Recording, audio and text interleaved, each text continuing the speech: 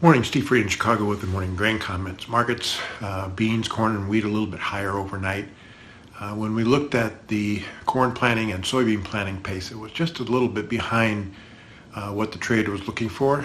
And the first corn rating, 70% good to excellent, was a little bit above average. When we look at the best crops are out in the west, Iowa, Minnesota, South Dakota, and Nebraska, and the crops that are delayed in plantings.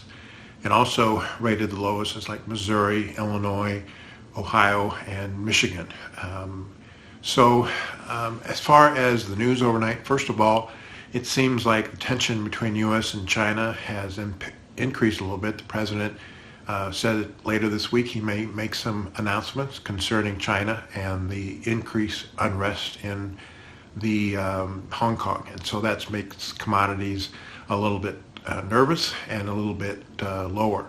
As far as the weather is concerned, the 6 to 10 day came out with above normal temperatures across a lot of the plains in western Midwest.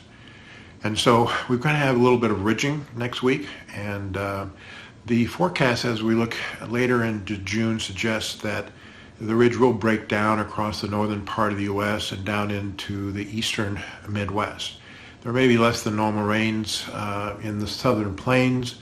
And as we get longer into the month of June, we could see a little bit of dryness in parts of Nebraska, maybe South Dakota, Missouri, and in the Delta. So we'll have to kind of watch that and see if that offers any weather premium.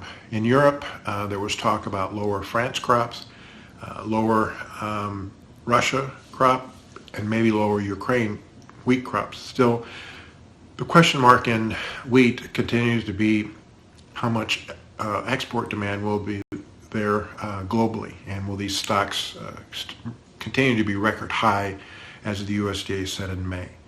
So in beans, the key question is how much U.S. soybeans China buys.